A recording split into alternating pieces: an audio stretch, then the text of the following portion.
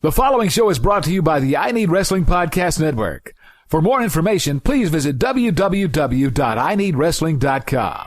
You're locked in to another edition of Shotgun Radio with your hosts, The Zigman and Zach Takus.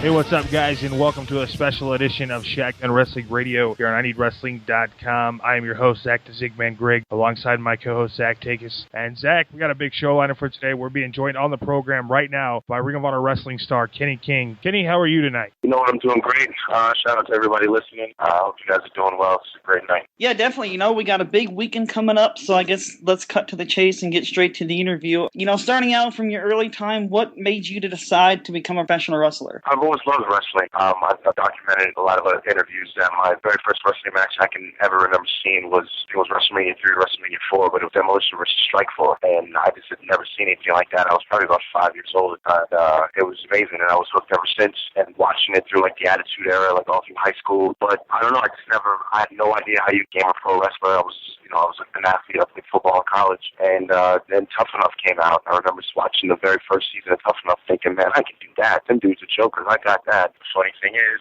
get a shot at the second one. Now, who all inspired you to become a professional wrestler? I know you mentioned, seeing that first tag team match, but who else, I guess, really put the emphasis that made you decide, okay, I really want to have a go at this? I think it wasn't any one particular, like, of course there are influences, like, I'm a very big Mr. Perfect Kurt Hennig fan. I love Arn Anderson, Rob Van Dam. Like, these are guys that have patterned the way that I wrestle at, but I think what made me say to myself, I really want to wrestle is, like, just during the whole Tough Enough process and learning just the ins and outs of what I used to watch on TV and having no idea that it was so involved and there was so much to being a pro wrestler. And anything that I've ever wanted to do, I've wanted very, very good at, best at, and it's been something that you get better as you go along. So it was probably just like my trainers, Al Snow, Bob Holly, Chavo Guerrero, and Ivory, like watching them teach me this new thing and seeing that's, what they put their bodies through the same thing. They've gone through exactly what I went. Obviously, you watched the first Tough Enough season. I guess, where did you just pretty much decide to answer the ads that they had been airing to start the second season as how you wanted to send in your videotape and then decide to go audition? I watched your season, but I can't remember what city it was that you auditioned in. I actually auditioned in Las Vegas. Okay. I guess, were you nervous at all when you got up there, and was there anything, I guess, they told you to look out for? Because I know during some of those auditions, they were pretty tough on some of you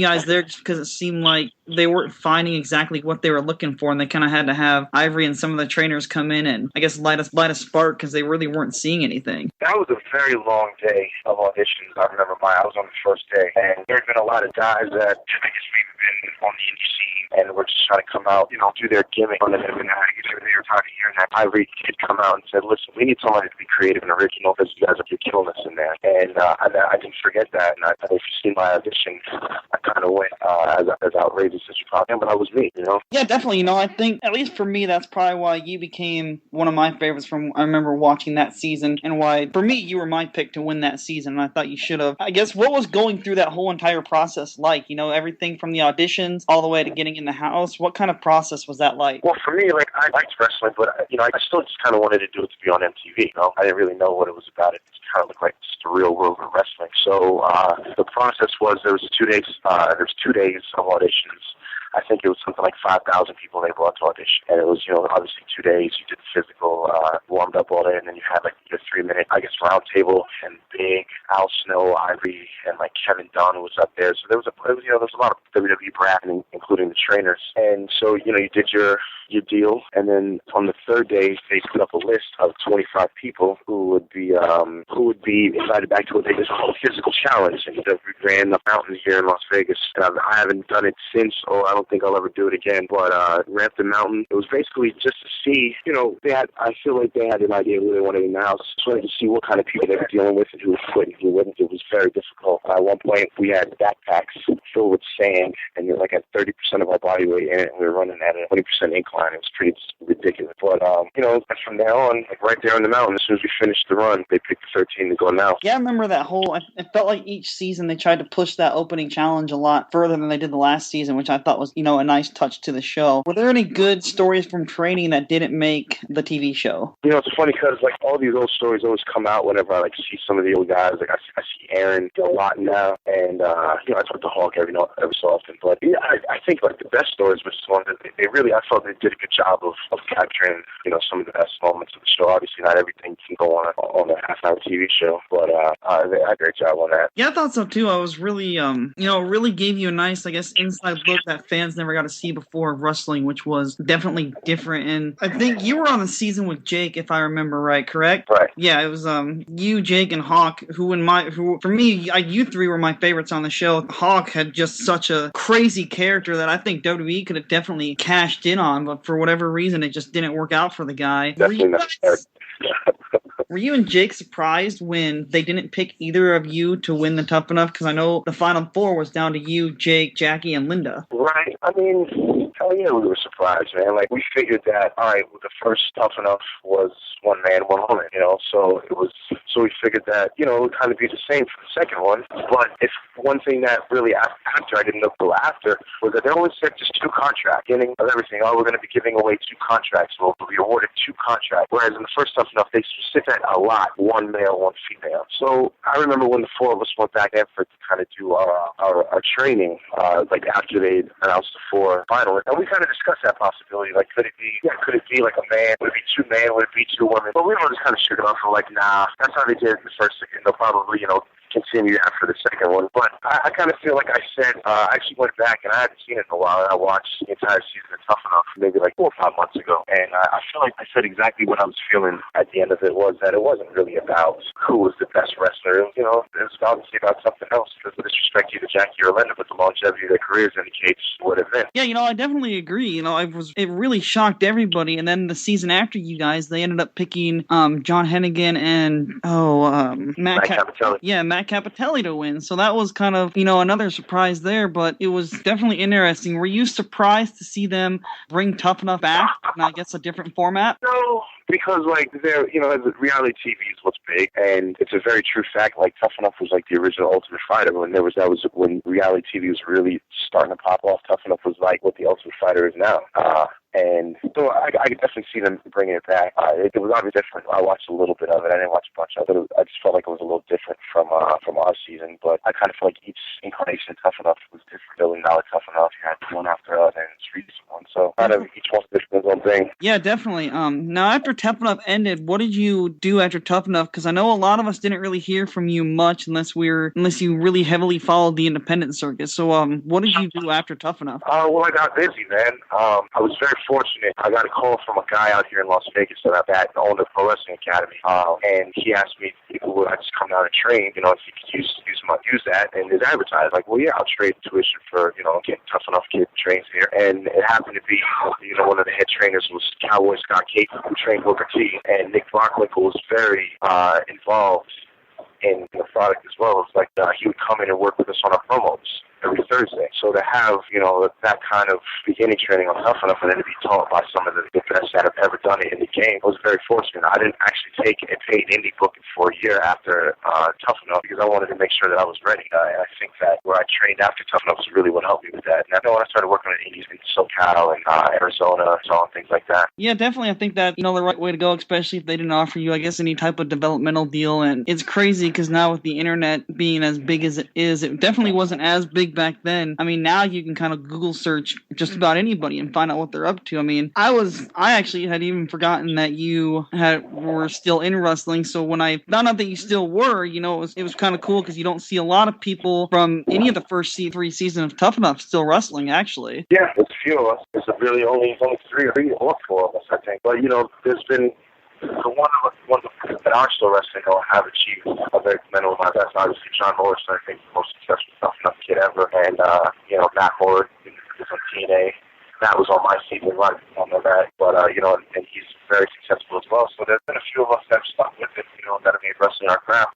shortly after that, I know you did a little bit of work in TNA as an enhancement talent in that. I was just wondering, what was the experience like working for TNA? A few matches you had on Impact, one against Abyss, I know, and a few of their other events. I really liked TNA when I first got there. The energy was great. This is like right in between Fox Sport and Spike TV. You know, the company was based around the X Division too. It's like AJ, Joe, Chris Gaines, Tom Ayer, and Roddy were there. Matt Bentley, Sonny Siaki, Terrell Clark. Like this is what was new and exciting in wrestling, and I thought it was amazing to be around there. And the funny thing is, how I got my shot there was one of my Tough Enough cats. Now Jessie was working production at TNA, and she got me to get my take Terry Taylor. There was one that called me to right now. Just great because I was living in Orlando at the time anyway. But I think TNA shot itself in the foot, and when it tried to copy what WWE was doing with the whole Voodoo Kin Mafia thing, you know, even doing skits outside of Titan Towers when Vince wasn't even acknowledging them, like those things like that it didn't have to do, that they did, and it didn't hurt them. The talent they have, like TNA, the talent roster is amazing. That's their guys. But maybe that's just a problem wrestling team of what it's like. Their best guys just wrestle. But my rant for the day. I gotta agree with you really there though. I've watched TNA from day one, and I think that if they did just let their guys wrestle, that their product would definitely be a lot better than what it is. I kind of wanted to move on though, and I was wondering kind of how after TNA, I know you were working with Full Impact Pro Wrestling. How was it like to work there? And then I was wondering, you know, shortly after that, how did you come in contact with Ring of Honor? Well, at the time, FIP was like the sister promotion of Ring of Honor. Gabe Sapolsky was booking Ring of Honor and was working really closely now with FIP. And I moved to Florida in 2005, I think it was. And at the time, you know, like this is when FIP was getting a lot of the talent from Ring of Honor. CM Punk was working for FIP, Homicide, Bryan Danielson, you know, DJ Whitmer, Samoa Joe. There was a lot of guys that are household names now that were working for FIP, mostly because, you know, Ring of Honor was letting get his talent. And so it was a great place to go and wrestle dudes that knew what they were doing and could learn how to. I guess that's kind of why Ring of Honor style so well. Working at FIP was a good education on how to work good old Southern style wrestling, because that's really what it was. But you also had to be called upon, like, because Gabe liked to see Ring of Honor style matches in FIP, so you'd have to work that kind of match at the moment's notice. And Gabe is very instrumental in me being in Ring of Honor. Gabe, I was in a faction at the time with Jason Rance, Sour and Aro, and kind of Jason Blade, who's real big in the Northeast, called the YRR, and Gabe loved it, gave us a shot.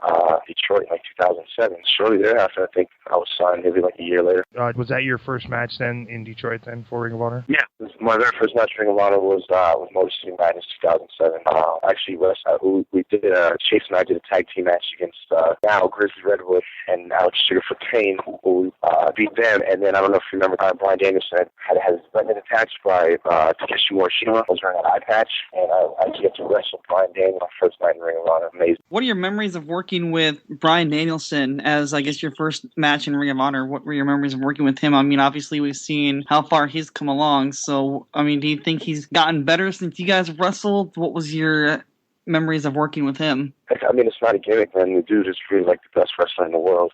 He's got such a great mind for the business and knows how to wrestle. And being able to work with him, it makes you better, because he's that kind of guy as well. He kind of shares with you and kind of helps you become a better wrestler while working with him. So it's not at all a surprise to me, him being the success that he is, even though, you know, everybody wanted to say, oh, he's undersized. There's no reason why there's no way he'll be world champ. And look at the dude now. So a guy that talented, there's no way that you can hold him down, you know, say that he's not going to be world champ because of his size. Look at what he does in the ring. Yeah, I definitely agree. Now, when you were in Ring of Honor at first, you worked a little bit with Kenny Omega. What was it like working with him? I was married to Kenny Omega for like 3 or 4 months. Like, we worked quite a bit. I like Kenny a lot. Kenny and I are very similarly matched up, like as far as athleticism, build. I think he's a phenomenal athlete, and he's really very exciting to watch. You know, when you look at Kenny Omega, exude this crazy energy, and I thought that it was a good, offset for when I first got in the Ring of Honor. I was a very, very, very big heel, very my swag was all to the top and everything. So I think it worked. I think that it's I'd like to see him come back. I think he's been very successful in All Japan. So congratulations. Yeah, I definitely agree with that. After you worked with Kenny Omega, they finally put you together with Rhett Titus. Whose idea was it to put you guys together, and had you guys worked together before they decided to put you in a tag team? It was Adam Pearce, actually. And I didn't really understand it at all because with Rhett and I, we didn't, we never really worked together. And I kind of looked at him like he was really green. And I had been, he had been around for a while. And I didn't really understand how our styles would mesh. But I tell you what, sometimes in life, it are those things that you have the biggest doubts about that work out the best for you, because he's gotten so good at Gary.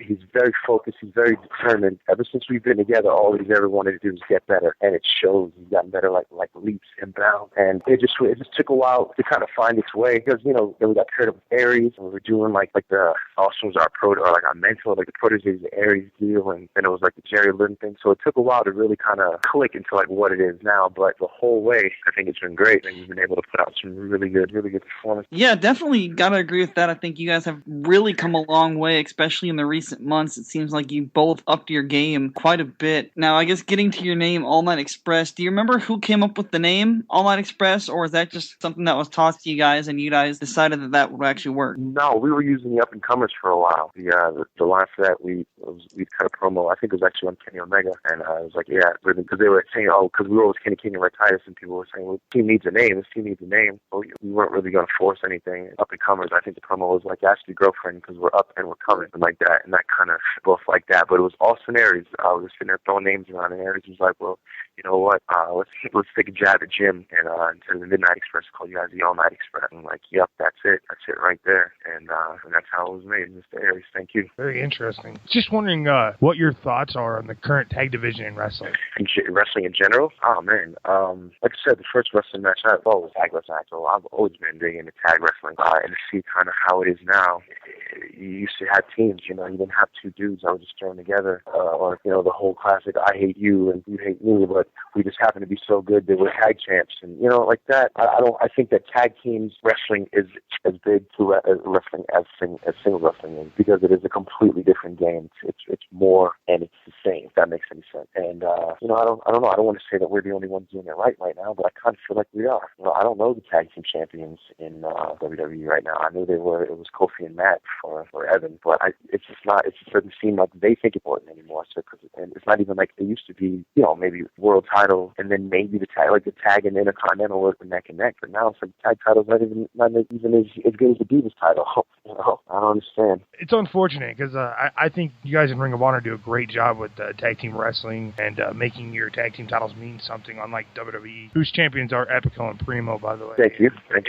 It's unfortunate to see that, because I'm a big fan of tag team wrestling, and I like what you guys are doing, and you guys do that great. And I kind of wanted to ask now, move on a little bit, and ask you what your reaction was to when Sinclair bought Ring of Honor. I'll never forget.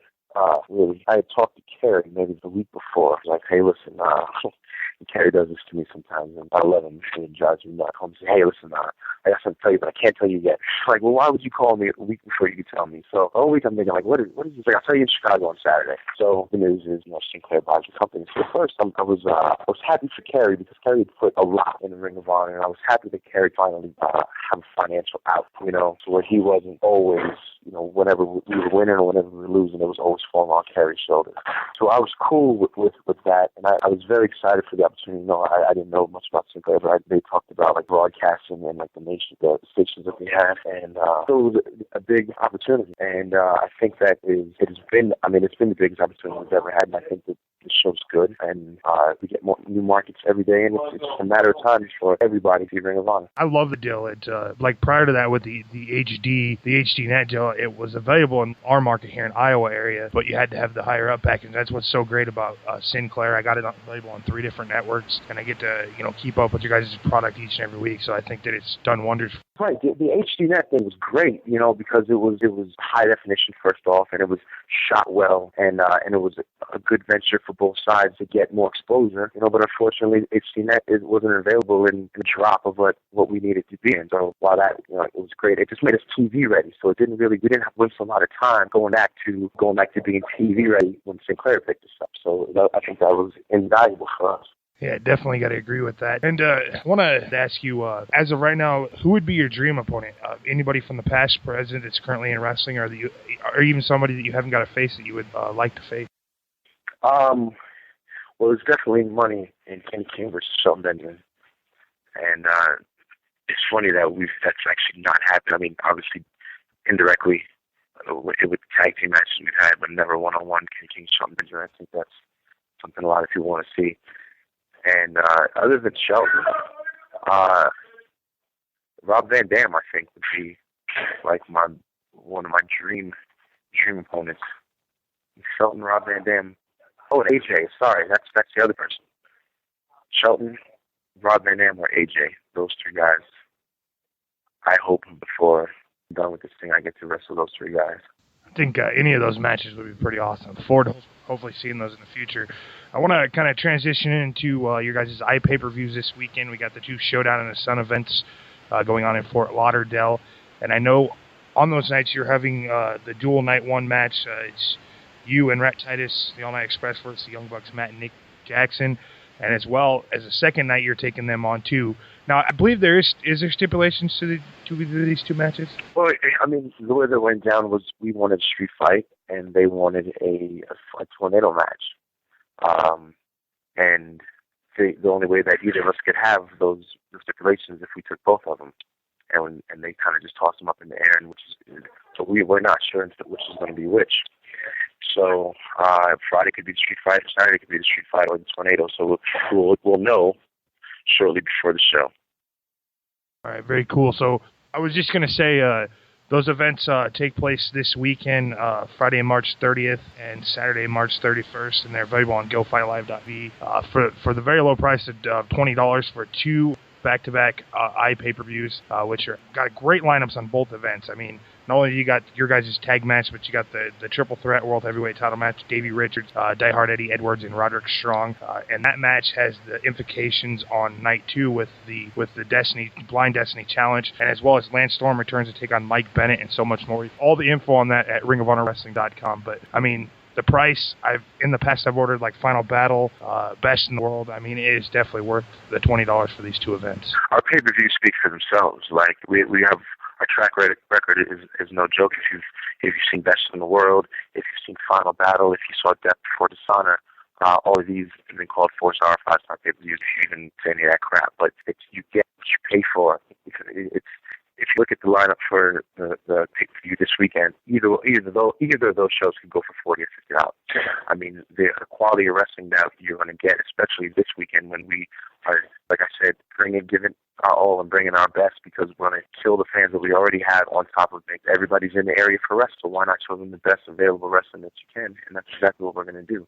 I completely agree. I actually got my brother-in-law coming into town for the weekend, and I don't think he's ever watched any of your guys' shows before, so I'm planning to show him both of the pay-per-views this weekend, and hopefully turning him into a fan as well, because I've ordered the last few pay-per-views that you guys have had, and they're definitely worth the bang for your buck, I think. I guess moving on, we got a couple more questions for you. What is your next goal in professional wrestling? I set immediate and long-term goals. Obviously, like my immediate goal right now is to be Ring of Honor Tag Champion. And I think all roads lead to the Briscoes right now. And I kind of feel like that's always the way it had to been. I was telling Red about Destiny and just how, we probably weren't ever supposed to win it from Charlie, and then, he was supposed to get hurt, or from Charlie and Shelton rather, and then he was supposed to get hurt because it just had to happen the way that it is. And Briscoes, and we still have a long list of issues with the Briscoes, and that's the goal right now. Obviously, we have Matt and Nick Jackson taking care of this weekend, and then, playing the little punk bitch role, excuse my language, and try to knock my man out.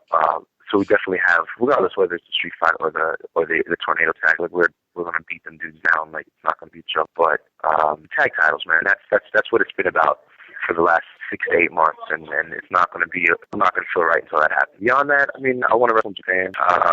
I'd like to headline the WrestleMania. These are just, these are goals. These are long-term goals, and these goals that can all be achieved. But every goal has its time, and it has a length of time in which it can be achieved. So first and foremost, the Briscoes. Definitely, I think that's a match that everybody would want to see. I think both the Briscoes and you guys could push each other to new heights that nobody's ever seen out of you guys yet. Now, you've been in the business for quite a while. Is there any advice you can give to the young up-and-comers that are either just starting out or that are still, kind of paying their dues? If you want to do this, man, do it. Like, don't. I always ask people whenever they ask me, how can I get in the business? I always tell them don't, because it's not a game. What I mean by that is there's so many things that are up against you to be successful in the wrestling business. Your job won't understand why you have to go to these places and not be there. Your girlfriend will understand. Nobody will really understand why you have to do these things, to endure those things. I just tell people you have to get your ass to training. You have to be trained by somebody who knows what they're doing, and you have to get when you are fully trained, not half-ass trained, then get your ass on the road. Go set up some rings, learn from everything you can, and learn. And never stop always get a shirt in the wrestling ring. I can see I love you, but don't shirt in the fucking wrestling ring. That's rule number one. If you love it, do it. Point blank. That's definitely some great advice. We really want to thank you for coming on the show today, and we don't want to take too much more of your time. So if you want to go ahead and plug either your Twitter or your Facebook page where fans can get a hold of you at, go ahead and take a little time to kind of promote where fans can get a hold of you at. Yeah, if you want to follow me on Twitter, it is Kenny Kingpin ANX. That's Kenny Kingpin ANX, or like I said, Red Titus ANX.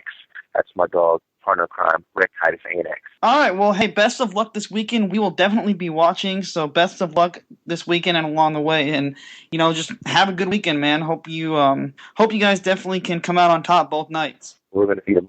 You have been listening to Shotgun Radio with your hosts, the Zigman and Zach Takis.